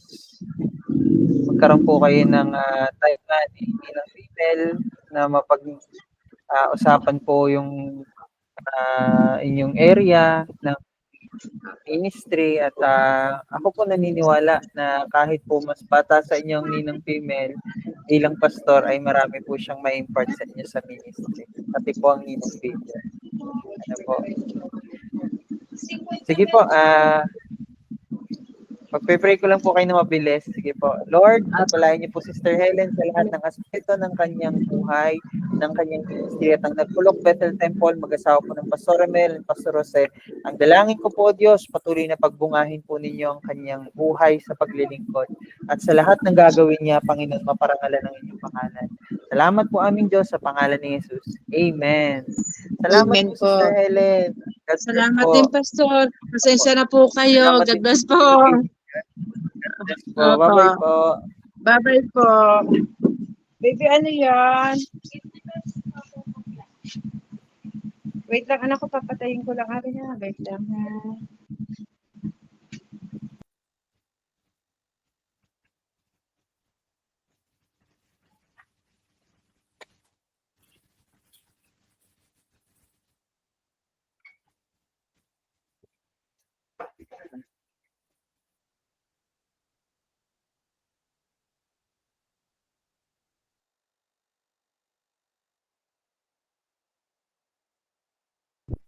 Hello po, Pastor Carlo. Hello po, Pastor. Nakita ko naman po yung inyong ministry form. Sige po, kahit kwentuhan niyo lang po ako ng konting details po. Maaaring siguro yung iba po ay hindi niyo nasulat. Pero pwede niyo po ikwento sa akin yung parang naging challenge niyo this week or saan kayo parang area na highlight yung internship po. Amen, Pastor. Actually, ang pinaka-instruction po ng Pastor Junjun sa akin is gawin ko yung existing na schedule ko. Ang ginagawa ko talaga sa church from na ngayon ay nagba-Bible study ako for youth. Ako din ang youth pastor. Nung una ayoko nang tumugtog kasi parang pinaglampasan ko na yan, ayoko na talaga sa tumugtog. Pero since yung aming mga instrumentalist ngayon nagtatrabaho, so wala akong magawa. Kahit ang pagtugtog, actually pastor, ang pagtugtog ko basic lang. Hindi ako nung ganung magaling na magaling. Sabi, hirap nga sa akin ng pastor kasi ang gusto niya, ano yung kanta yun ng tugtog. Sabi ko, bro, pag gano'n na bro na ang tawag ko sa kanya. So, ayun, nag-a-adjust ako. Kasi talagang sinabi ko sa kanya na ayoko na mag-drums. Pero wala kaming magawa, di ba? So, naging part na rin ng ko yun, ng ginagawa ko sa church. So, nagiging meaningful sa akin every time, especially yung Bible studies namin sa young people. Kasi ngayon, ang young people ay alam mo yon yung adventurous sila Tapos, ang mga young people pa namin ay mga anak ng mga members. So, yun yung challenge sa akin. Habang kinukonsider, alam naman ng church na nag-OJT ako, sabi ko nga sa Sunday school, nag-OJT po ako ngayon. So natutuwa sila na, alam nila na, lalo-lalo na ang aking pag-aral ay supported ng church. So talagang Sure. pribilehiyo nila yon na ako ay may, ang church ang nag-i-equip para sa pangangailangan ko. So, ayun, nakita ko yung kahalagahan ng pagtuturo sa mga kabataan. Alam naman natin na meron kasi kaming isang kabataan na hindi siya nagpaalam. Actually, young adult na siya, hindi siya nagpaalam. Kilala mo yon? Hindi siya nagpaalam tapos lumipat na lang siya sa isang church. Ang sakit ng aming... So, ang sakit ng pakiramdam ng pastor, lalo na ako, ninong pa naman niya ako. Oh, So, inirelate ko yung loyalty sa... Ni-remind ko sila. Ang dami namin beses pinag-aralan yun eh. So, yun, naging factor yun sa OJT ko, yung pagtuturo na pakahalaga. Na maunawaan nila yung loyalty mo, una sa Panginoon, pangalawa sa church. Di ba, pastor? Dapat tinuturo natin yun sa ating, sa ating iglesia. Dahil, ang masama nito kasi yung hindi siya nagpaalam. Wala namang problema eh kung may issue sa amin or may issue siya. At least magkaroon kami ng pag-uusap na makita namin yung sarili namin na aalis siya na malinaw, may dahilan. Hindi yung basta na lang. So pinakita ko yun sa hindi ko indirectly yung pagsasabi ko sa mga bata, pero pinakita ko sa kanila yung parang sinulat ko yata yun dito. Ay yung sa second, hindi kay to pala. Second Kings po. Hindi, ito yung sa player meeting namin. Nagkaroon, mamaya banggitin ko din sa'yo. Yun, sa Proverbs, yung actually, ang pinaka-inano ko sa kanila, iwasan yung mga tao na makaka-influensya sa'yo na hindi naman mabuti yung ginagawa. Ang foundation natin ay ang salita ng Diyos. So, dapat namimili tayo ng kasi binibigyan tayo ng wisdom. Though tayo ay hindi natin pwedeng i-enclose yung ating sarili sa sanlibutan kasi pag pumasok ka, kada sanlibutan ng kasama mo. Pero nakikita mo yung sarili mo na hindi ka mai-impluwensyahan ng iyong mga klase. So, yun ang itinuro ko sa kanila. Kailangan maliwanag ang salita ng Diyos sa atin. At kung ikaw ay anak ng Diyos, dapat ikaw ay sumusunod sa Kanya. Hindi kaya ka hindi ka exclusive dahil kay bata pa o kabataan ka pa, kailangan kong maranasan. Hindi, you need wisdom para maging aware ka sa ginagawa mo. Hindi yung pag nayaya ka, sama agad, di ba, pastor? Ayun. So, nagkaroon ng significance sa akin yun. Pangalawa, yung prayer meeting namin, though wala akong participation, nag-intercede lang ako. Kasi ang ginagawa namin sa prayer meeting, nag-groupings kami. Nag-breakout kami. Tapos nag-uusap kami kung ano yung pasasalamat at saka yung prayer request niya. So doon sa aming short exhortation ni Sister Tess, sinare niya yung about kay Elijah at saka doon sa sa byuda na walang-wala na baon sa utang. Sabi nga baon sa utang siya doon, may dalawa siyang anak. So nakita ko yung paggamit ni Lord kay Elijah para matulungan yung kapwa. So tayo, pwedeng ganun na mangyari. Pwede tayong gamitin ng Panginoon para yung isang tao na nangangailangan, tayo nagiging channel ng good works ni Lord, yung blessing ni Lord para sa ibang tao. So, nakakatuwa, Pastor, na sa pamamagitan nitong journal nagkakaroon ka ng mas nare-realize mo yung ginagawa sa church kasi dino-journal mo siya tapos inaaral mo siya. Kailangan mo siyang tandaan. Pero hindi dahil doon. Kasi pinakikita talaga sa inyo ng Diyos kung yun yung dapat mong matutunan. Di ba?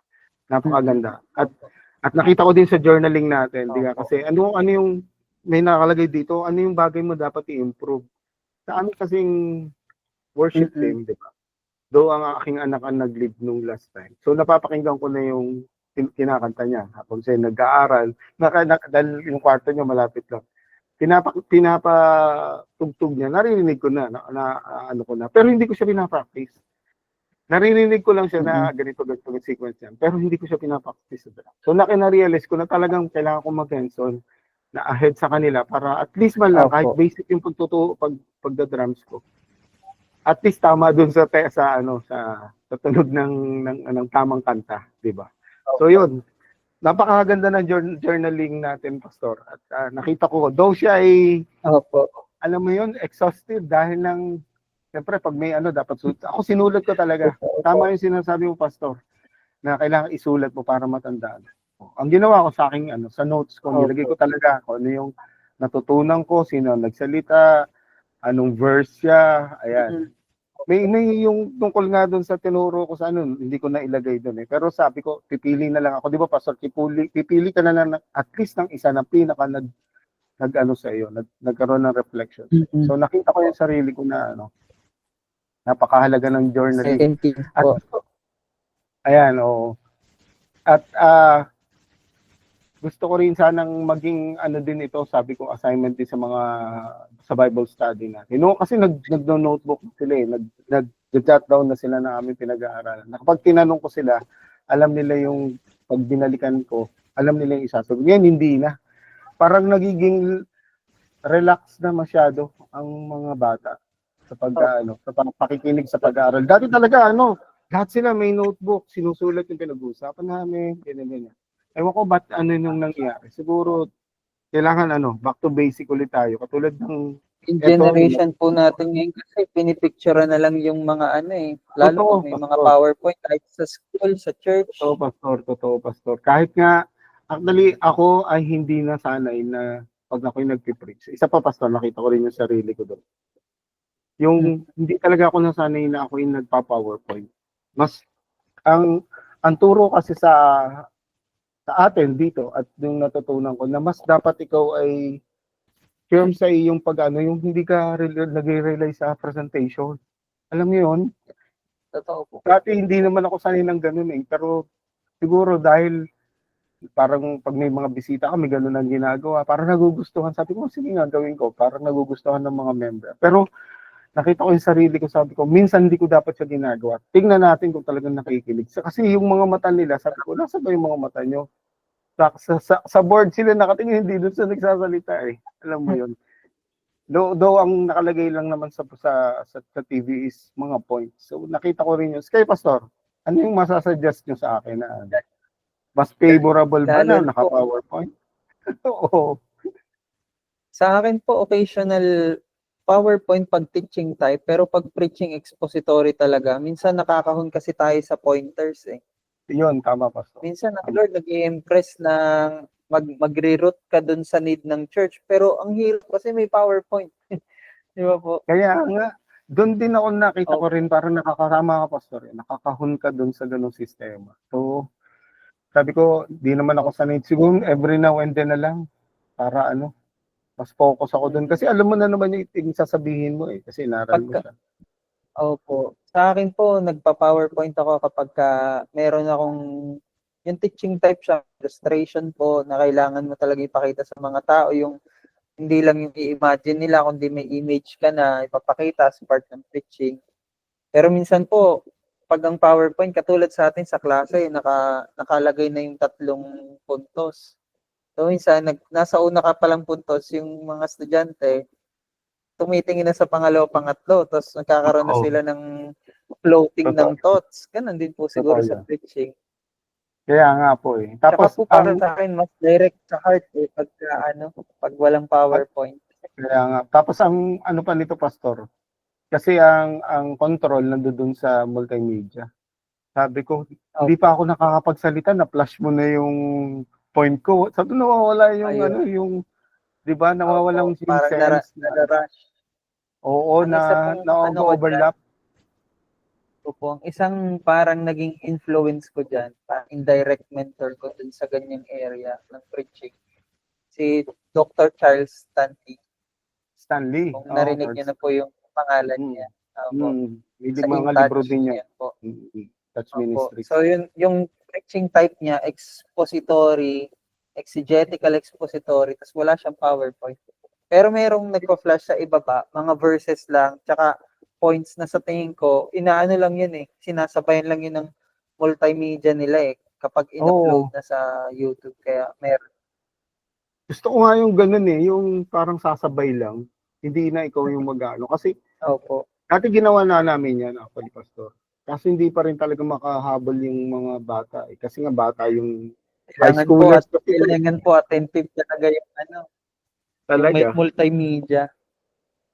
Hmm. Pero nakita So, ko po dito sa inyong weekly nga po, Pastor, na ano naman siya, kumbaga yung productiveness nandun sa area po ng Alangilan Bethel Temple. At siguro po wala pa kayo ngayong schedule sa Galamay Amo or sa ibang lugar. At maganda naman po yung inyong mga nandito sa concise description, sa experience nga po ninyo nakalagay dito na mas lalo nyo natutunan na mag-adjust. Ano po at na makita din po yung inyong yung sarili nga po ninyo na ang Lord po yung nag-encourage palagi at nagtuturo at nagbibigay ng pag-asa na po at yun, yung alam ng Lord yung needs natin. Siguro po ang sinasabi niyo dito needs hindi lang sa pangangailangan sa financial kundi dun sa area talaga ng ministry kasi nandito po yung gusto niya rin ma-improve pa yung skills niya sa pagda-drums, di ba? Tama po bang basa ko? tama, Pastor. So, yun po. Kasi, Opo. Pero ang isa din sa encouragement ko po, Pastor, loobin ng Lord na may pasa nyo na yan sa iba kung hindi naman yan talaga yung main calling ni Lord sa inyo. Yan po. ano, Kasi ako nakalista po na siya, Pastor. naniniwala na, opo, gagamitin kayo ni Lord sa ibang area. Naging frustration ko rin po yan noon Kasi music director din ako, parang gusto ko, ganito, ganyan. Pero nung nakita ko yung sarili ko na nilalagay ako ng Lord sa full-time ministry ng preaching and teaching, pagka-graduate ko ng COP, nagkaroon talaga po ng malaking transition na hindi na ako halos makabasa ng nota sa sobrang busy. Pero hindi nawala ng saysay yung pag-aaral. Nakita ko po na inihanda lang ako ni Lord para ihanda yung iba, tapos ako gamitin dun sa area kung saan ako mas magiging malago. So yun po, Pastor, 7:30 na po. Bale, kulang na kulang yung time natin. Ano po? Sana magkita tayo ng mahabang Oo. kwentuhan. Sige, Pastor. Pagpe-pray ko muna po kayo bago ko po tawagin si Ma'am Rose Ann. At opo, Okay. Lord magbibigay ng knowledge and wisdom. At ito pong exams, sa inyo po ba itong mga anak o sa lahat ng estudyante? Ano po yun? Ano po ba ito? Students that will take their exams? Sa ano to, sa church namin, yung mga estudyante ng church namin. Gatong week na to, exam nila. Exam talaga nila. So, Pastor, gusto ko pa kayo kausap talaga. Pero kailangan natin bigyan yung iba ng time. Loobin ng Lord talaga magkaroon po ng ibang time. Sige po, pag-pray ko po kayo. Salamat po, Panginoon, sa buhay ni Pastor Carlo. Salamat sa calling niya, sa lahat ng burden na nilalagay mo sa puso niya.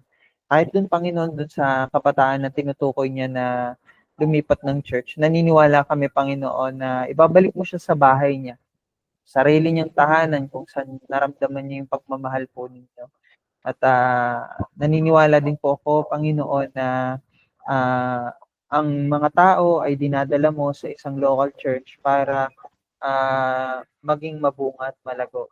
At ang Pastor Carlo po, kasama po ang kanyang kapatid, Pastor Junjun, na kanya po tinuturing na supervisor po ngayon. Naniniwala ako na mas strengthen niyo po yung relationship nila. Bilang magkapatid, kundi bilang co-workers sa inyo pong upasan. Kaya ang dalangin ko, Panginoon, patuloy na punuin niyo po sila ng pagmamahal. Salamat po sa humbleness na binibigay niyo po kay Pastor Carlo na sa kabila po na mas matanda siya kay Pastor Junjun, nandyan po yung kanyang submission as pastor and mentor sa panahon po na to.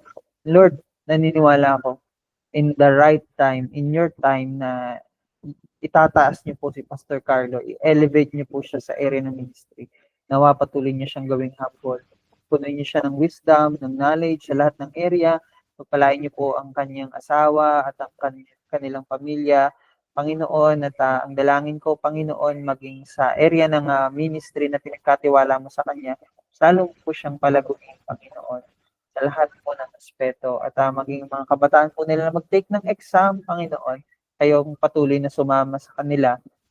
At ang dalangin po namin, patuloy na pagkaisahin niyo po ang kabuuan ng Alangilan Bethel Temple sa pamagitan ng partnership ng magkapatid po na ito at ng mas marami pang mga leaders na itatayo mo sa kanilang panahon at sa panahong darating. Salamat po. Basbasan niyo po ang lingkod mong ito, Pastor Carlo, Panginoon. Patuloy na makita sa Kanya, O Diyos, ang katapatan sa lahat ng panahon. Sa pangalan ni Jesus. Amen. Salamat po, Amen po. Pastor Carlo. Pastor, God bless po, God bless. At God bless po sa inyo.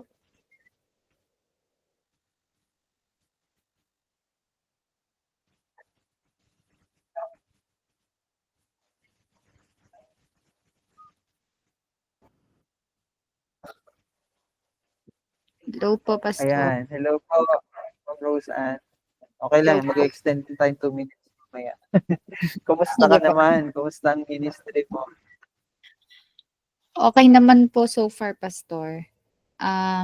Hindi ko lang po sure kung paano ko po siya i-describe kasi parang ang nangyayari po sa internship ko is yung typical na kung ano po yung ginagawa ko sa church po. Pero siguro po may iba naman po sina pastor po na pinapagawa minsan po sa akin, like specific task po. Mhm. Ganun po, pastor. Tapos nung ano po? Ano yung naging challenge sa'yo this week sa ministry? Sa mga ministry na dinaanan mo, ano yung area na naging challenge sa'yo? Ano po, pastor, kagaya ng sinulat ko po doon is yung easy adjustment po kasi po supposedly hindi po ako yung worship leader nito pong Sunday. Pero ni-request po ako nila pastor na mag-worship lead. Kaka-worship lead ko lang din po nitong last Sunday din po. So parang syempre po yung preparation po for the lineup, ganon. Isa po yun sa parang naging struggle ko po. Ngayon po, dito mga nakaraan po, as well as kung paano po sasaluhin yung mga kabataan po na nawala po, ganon. Or yung worship leader nga po na nawala po, ganon po, pastor. Tapos po yung... Anong nawala? Nawala sa church o wala lang nung Sunday na yan? Wala po nung Sunday na yun. Ayun po. Kaya parang sabi ni pastor po, Roseanne, ikaw na yung pinunasan nila. Roseanne, ikaw na yung mag-song lead kasi may bisita tayong dadating. Ayun po. Kaya sabi ko, sige po pastor, kahit kakasong lead ko lang din po noon. Yung panahon po na yun. And isa pa din po na ang challenge ko din po is yung sa mga kabataan po, kagaya ng naisulat ko po dun sa report ko po. Usually po kasi ang practice po namin is ganitong time, kaso dumadating po yung mga ibang kabataan po ng mga late po, kaya po yung, parang nako-compromise po yung time ng rehearsal namin. Ayun po.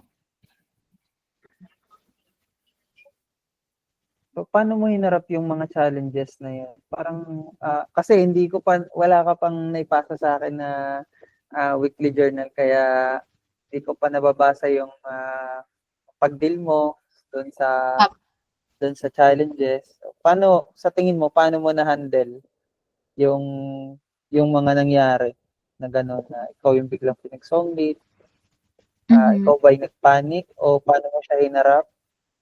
Yan, doon sa mga dumadating na late, ano yung nagiging response mo? Ikaw ba yung parang worship team head sa inyo ngayon? Hindi na po, pastor. Parang bumaba na po ako sa pwesto. Kasi po youth advisor na po ako. So parang si Jeric na po yung parang pinaka-director po namin ngayon. Pero somehow nag-help pa din naman po kapag kailangan. Ganun po. Hindi ko po pala pastor na ilagay doon kasi wala pa pong signature ni Pastor Chris po. Kaya hindi ko po siya na-upload po. Okay lang. Pero yung kung paano ko po siya na parang napagtagumpay or na-overcome is nag-ano po kami ng mga kabataan na palagi po, kasi tamad po sila magbasa sa GC. Ngayon po, kapag kunwari pa may certain adjustments po, ayan, nag-meeting po kami regarding doon na maging mindful po and maging updated po doon sa group chat if ever po na parang mako-compromise yung mga availability po para somehow magawan po agad ng paraan. Doon naman po and ayun na, nag-respond naman po sila ng maayos po doon sa mga certain adjustments. Doon naman po sa pag-worship lead, pastor, to be honest po, ano po ako doon, parang skeptical po ako doon. Kasi sabi ko, hala, kakasonglit ko lang po. And then parang, syempre po yung preparation mo po doon. And then additional na factor po yung, parang dahil may bishop po na, parang visitor kami, ganyan na, dumayo pa po from Palawan. Parang, ano na lang kaya mangyayari, ganyan. Pero, ayun po, inano ko naman po siya. Dahil Parang dun sa lack of preparation, parang karoon ka ng fear, konti lang. opo, ganun po. Kasi ano din po siya nabalitaan ko po kasi na ano po siya sa Papuri Singers. Kaya po sabi ko, hala, Oo, kaya ayun po. Pero again, naano nakaka-pressure ko na. naman po siya. Opo, pastor. Pero naging ano naman po, kumbaga wholeheartedly tinanggap ko naman din po siya. And after po nung sinabi ako ni pastor, Ah. parang nag-meditate, nag-pray na po kung ano bang proper line up yung possible na ano po, i-lead po sa congregation, ganyan. Naging okay naman din po siya. Yun. Praise God. At so pagdating dyan sa ano naman, sa relationship mo kay Pastor Chris ngayon, hindi lang as pastor, bilang as mentor na tinitingnan mo siya ngayon. Sa tingin mo, mayroon bang naging changes or development sa pagtingin mo sa kanya bilang mentor mo, or parang sa ngayon dahil bago pa lang ay parang as usual pa lang or normal pa lang? Sa Normal pa rin ngayon, pala. sa ngayon po, pastor, parang normal pa din po. Kasi even before naman po, kahit wala naman pong internship, parang andun naman na po yung kapag lagi pong parang may helping hand na kumbaga, initiative po on my end para sa kung ano man po yung ipapagawa nila para sa church. So parang ngayon po kasi parang ang nangyayari po, ako na po yung nag-ask kay pastor. Pastor, ano po yung pwede pong i-help dito? Ano po yung gagawin? Or minsan po ako na po yung magsasuggest. Kasi si pastor po kasi, pastor ay hindi po siya yung ano, yung parang, oh, ganito gawin mo. One thing lang po na naging Oo. particular po siya na task sa akin is mag-lead daw po ako ng Bible study before ng Sunday service po namin. Yun lang po yung ano nun niya. Tapos yung pag-evangelism daw po and sa spiritual growth ng kabataan. So parang ang general po niya. Pero yung specific task po, Oo. ako on my end na lang po. Parang nagsasuggest po ako minsan or mag-ask po ng ganito, ganyan. Pero sa relationship naman po parang siguro po more on andun lang po yung mas matanong po ako ngayon sa kanya compared po before. Maganda yan. At development yan eh. Kasi mas lalo nakikita yung initiative mo ngayon. Kasi parang nagkaroon ka ng, hindi naman siya hunger eh, pero parang mas lalo kang nag-isip ano ba yung ministry na pwede mo pang ma-involve. So, sana gawin mo siya. Prayer ko, sana gawin mo siya yung ministry. Hindi lang para maka-fill in ka ng oras sa pag-ubos ng 120 hours, kundi ma-enjoy mo talaga yung ministry at makita mo yung sarili mo dun sa area ng calling. So, Apo. may gusto ko pa bang i-share or prayer request dyan sa area ng ministry? Ang nilagay ko po, pastor, na prayer request po actually is yung wisdom po sa akin and yung strength din po, pastor. Kasi syempre po, para ang hirap din po, to be honest, na pagsabayin po yung demand sa work as well as yung dito po sa Bible school. Pero sabi ko nga po, parang ano po to parang leap of faith po, kumbaga. And yung pagsunod po, kumbaga, ganon. And siguro po yung must ano din po, yung pong sustenance po ng Lord sa mga bagay-bagay na ginagawa ko po. And especially po sa mga kabataan namin and deacon sa church na mas naintindihan po nila yung parang ano, greater plan or greater calling po ng Lord po. Yun po, pastor. Pray natin. Pray natin yan. Timing naman sa Lord na ano pala, isa pa pala lalabas ako ng konti sa subject ng internship. meron pala tayong nag-withdraw, nag-drop na student, yung ating business manager. So, if ever willing ka, kung pwede kang mag-take over dun sa kanyang naiwang position dito sa atin sa ABMI.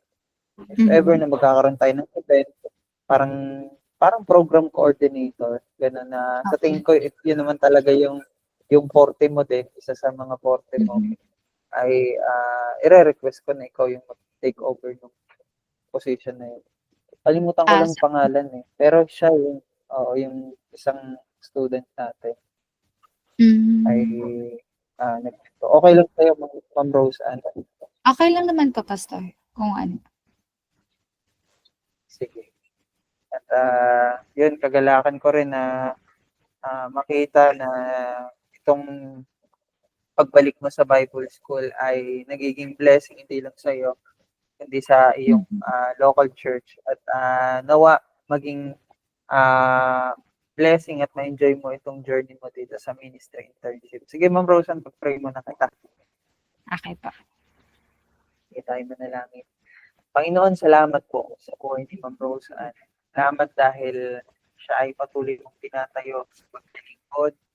At dalangin ko, O Diyos, na patuloy na bigyan mo siya ng puso na mayroong buong katapatan palagi at isang puso na handang sumunod sa iyong dakilang kalooban sa pagkatawag mo sa kanyang buhay. Salamat dahil patuloy mo siyang ginagawang pagpapala sa local church na kanyang kinabibilangan, maging under sa leadership ng kanyang local church pastor na kanya pong mentor, Pastor Chris, ng kanyang pamilya, Pastor Pitang, Panginoon.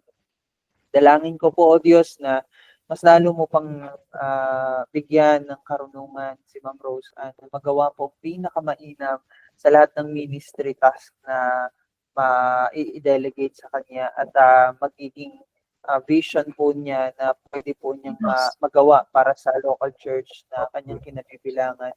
Salamat, Panginoon. Ang dalangin po namin, sustain mo siya, provide mo yung lahat ng pangangailangan niya, pagpalain mo siya personally, sa kanyang workplace, sa church na kinabibilangan niya. At O Diyos, kayo pong nakakita ng laman po ng puso ng lingkod mo na ito na tinawag mo. Dalangin po namin, ano man yung mga struggle na pinagdadaanan niya ngayon, o maaring pagdadaanan pa, personally at sa ministry, dalangin ko po, Panginoon, palagi mo siyang patatagin. Palagi mo siyang ibalik, Panginoon, at i-remind siya, Panginoon, na meron kang pangako sa kanya at meron kang dahilan, meron kang magandang layunin kung bakit ipinalik mo po siya dito sa Bible School. Salamat po, Banal na Espiritu Santo, gayon din sa church leaders, sa deacons na kanyang mga nakakasama sa church at gayon din sa mga youth kung saan po siya ay involved. Patuloy na gawin po siyang pagpapala kahit na siya po yung youth advisor, Panginoon, gamitin mo ang kanyang buhay para siya ay makapagbigay ng godly counsel, Panginoon. At dalangin ko po, Panginoon, na sa relationship po nila ni Pastor Chris, Pastor Pitang bilang kanyang mga mentor and supervisors, ang dalangin ko po, O Diyos, na mas lalo pong ilapit mo siya, Panginoon, sa una sa iyo at pangalawa dito po sa mga pastor na ito na naniniwala po kami na gagamitin mo sa kanyang buhay para mas lalo siyang lumago. Salamat, Panginoon. Ako po ay nagdedeklara ng anointing sa kanyang buhay sa lahat ng aspeto, Panginoon.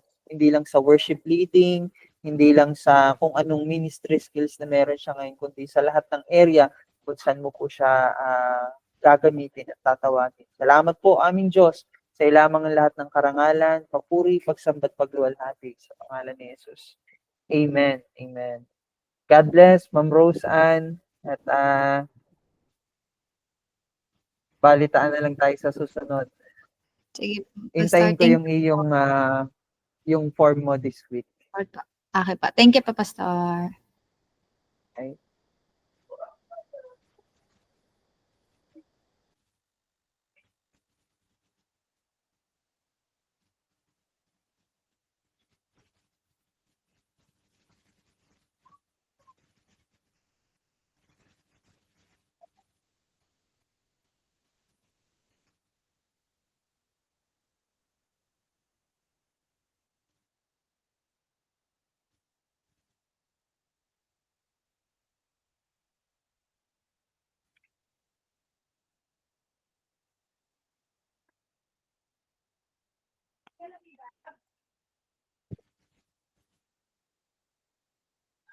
Video, wait lang. Hi. Nawalan po ako. Hello, Sister Sen. Nawalan kayo ng kuryente? Hindi po, nasa labas po ako. Wala po akong Nasa signal labas sa ka, loob. okay. Sige. Sige, pag-usapan natin tong ministry internship mo kahit meron ka namang daily update. So, ito ay hindi ko pa nababasa ng buo kasi kakabigay mo lang. So, dito sa evaluation mo sa sarili mo, sabi mo dito, natutunan ko po sa ministry week ang kabuuan ng week po na ito sa ministry available, importante yung availability mo, initiative mo to do the ministry kasi if able at capable naman po tayong gawin yung isang bagay na maaaring kailangan ng iba, magiging pagpapala sa kanila, mas mainam po na maging open tayo na tumuwang sa kanila. So, binasa ko lang isang evaluation mo sa reflection mo sa sarili mo. So, para sa'yo, ano yung naging impact ng ministry mo ngayong week na ito? Overall, yung impact sa'yo ng observation task. Nawala na, Sister Sen. Pastor, po. Sige. Napuputol po. Okay. Ang question niyo is kung ano po yung... Ano yung impact sa'yo ng overall ministry mo in terms ng observation task? Paano siya, sa tingin mo, paano siya nakatulong sa'yo bilang leader? Or bilang minister?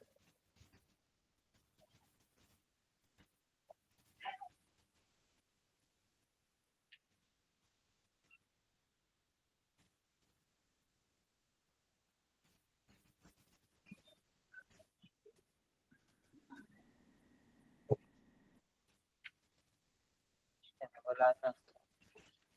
Resign, diyan ka pa ba?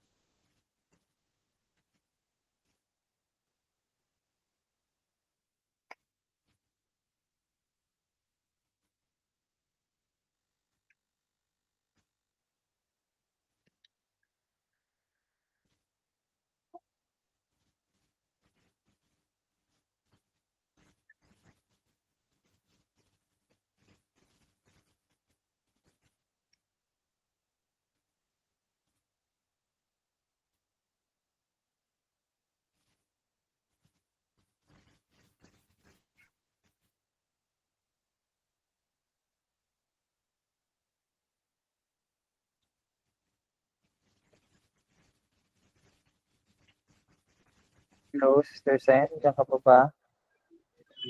Pastor, malinaw na po. Narinig. Ayan, medyo okay naman na. Okay lang kahit di ka na mag-on cam para hindi ka na mahirapan. Sige po, Pastor.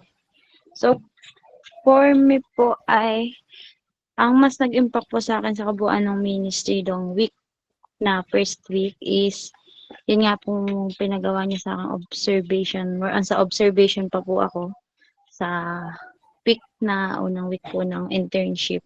So, parang mas nag-impact nga po sa akin is mahalaga din yung magkaroon ng parang hindi naman po yung curiosity sa mga gawin, kundi yung kahit dun sa maliliit na bagay na sa pag-obserba mo, mahalaga yung talaga pong sinasabi niyo lagi na naka-jot down kung anong mga nangyari. Kasi po, hindi ibig sabihin na maliit na bagay lang yun na pwedeng tingnan ko na maliit.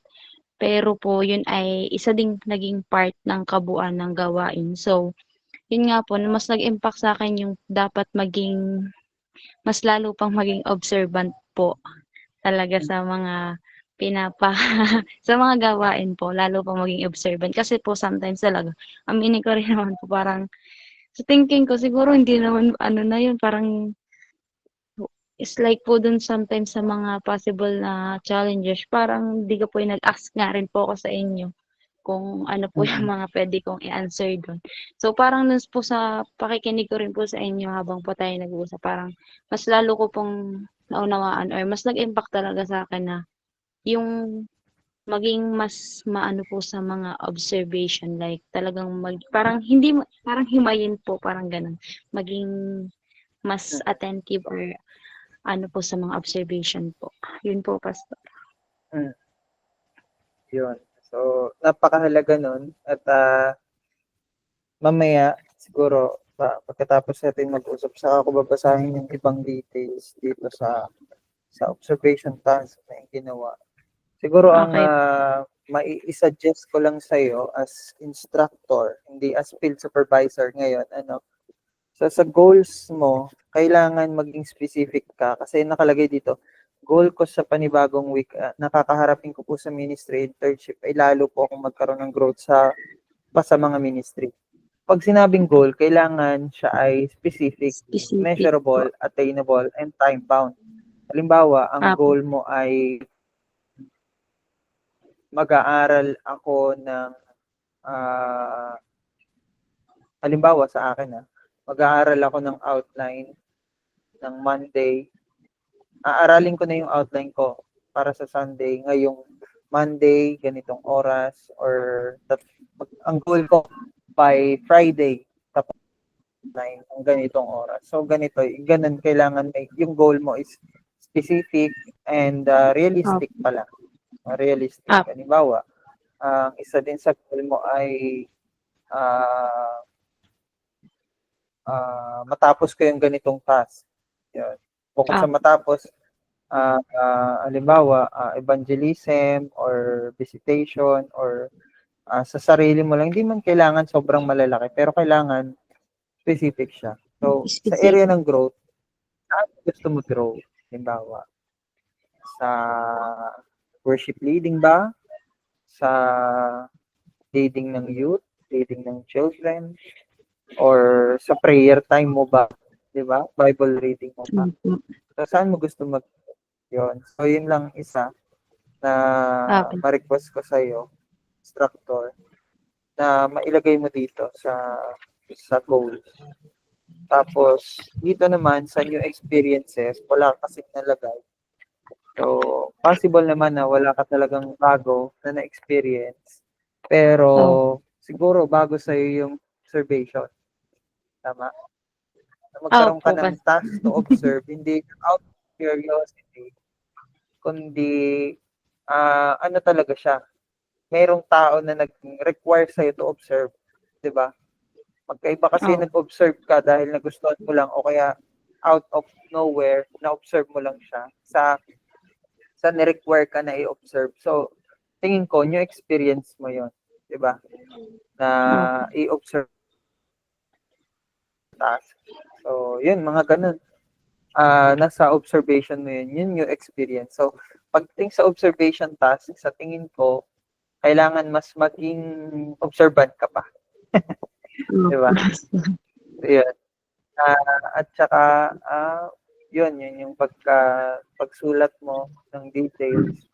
At siguro sa point of view, medyo pupunta ako ng konti dun sa pagiging field supervisor. Yung yung pagbibigay ng mga paggawa ng urgent task. Katulad nung sinabi ko na nakaraan na bigay ka ng schedule mo. So kahit draft lang, kailangan nagbigay ka na sa akin ng schedule. So yung mga ganun, simple lang naman siya. Tapos pagdating naman sa skills, knowledge, use, yung availability and initiative, as supervisor, nakita ko naman talaga ito sa'yo. Yung availability and initiative. And siguro, sa skills and knowledge area that you have observed, need to improve. Initiative yung lagay mo. Bakit initiative yun? Kami, Pastor, kasi po, may mga sometimes po, parang sa akin lang din naman po. Like, kunwari po na diyan po kami sa inyo diyan sa pastoral po. Parang dumadating po ako sa point na parang nahihiya po ako mag-initiate sa inyo siyempre po, sa inyo pong mga pastor na gumawa po like ng isa pong parang hindi naman po sobrang anong bagay, parang nahihiya lang po ako mag-ano na, "Pastor puwede bang ano po gagaya ako na po diyan," yung parang gano'n po. Siguro thinking ko po sarili ko kulang talaga ako yung sa initiative po. Kailangan ko pa pong ma-practice. Okay. So, given naman, maganda naman yung sagot. So, number 4, dito ay sa challenges encountered. Yan. Wala kang nilagay. So, how did you address these challenges? What support or resources would help in overcoming them? So, mamaya, evaluate ko yung iyong mga sinulat dito as field supervisor. Tapos yung as instructor, siguro, pag nakita tayo, pwede naman na parang halos pares kasi akong supervisor mo, ako din instructor mo eh. Kaya interchangeably, pwedeng yun yung identity na lumabas sa akin. Pag binasa ko dito sa concise description mo, dito ko makikita kung wala ka ba talagang challenges na na-encounter. Diba? So, siguro kahit nag-observe ka lang, pwede naman na makaka-encounter ka ng challenges kasi katulad nga nun, nakita mo na may lack of initiative ka dun sa ibang area. So, challenge yun. Kasi nakakita ka ng lack sa sarili mo, di ba? Lack of skills. So, along the way naman, mas lalo mong magagamit yung area of industry mo sa observation task. Alam ko, mas lalong papalaguin ko pa dyan. Di ba? So, Sister Sen, 8 p.m. na. May klase ka pang isa, baka ako yung mapagalitan ng teacher mo. Bago Ano ka po pwede? Kayo lang po ang amin ngayon. Ha? Kayo lamang po na yung ano po, Martes po. Wala ka pang available. Ako lang Bukas pala. pa po Iba yun. nga palang schedule. 6 to 10 po kami bukas. Wednesday po ang apologetics. Sa iba pala yun. Napalipat na Tuesday. Oo. Naging 6. Anong oras nga apologetics niyo? 8 to, hindi po pala po, sorry po. 8 to 10 po, bago po ang student ministry po ay 7 to 8. Bukas po ay 7 to 8 inyo po, bago po kay Pastor Dean po. Bukas mga pala yun. Tama pala yun dito. Mali yung tingin ko. Sige, Sister Sen, mag-pray muna tayo. Sige po. Okay, salamat po Panginoon sa buhay ni Sister Sen.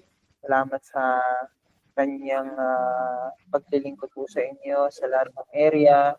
Nakita po namin dito sa kanyang first week ng ministry internship na ito po ay patuloy na nagiging mabunga sa kanyang buhay. Kahit po yung observation task na kanyang pinagdaanan ay napakahalaga para i-prepare siya sa mas maraming mga area ng ministry kung saan ko siya gagamitin. Dalangin ko po Panginoon, bigyan niyo po siya ng knowledge, aspeto, at patuloy na pagpalain po ninyo siya, Panginoon, sa kanyang paglakad sa pananampalataya at patuloy na kayo po ang maging sentro, Panginoon. Pagpalain niyo siya, Sister Nida, Panginoon, at ang dalangin ko po sa kabuuan ng family niya na yung area ng calling kung saan mo po siya inilalagay ay patuloy po na pagtibayin po niya sa inyo sa kanyang buhay. Salamat po. Bless niyo po Sister Sen, Panginoon, at dalangin po namin maging bless sa kanya ang ministry internship na ito para sa preparation mo sa kanya, para sa mas malawak ng pagtutulong.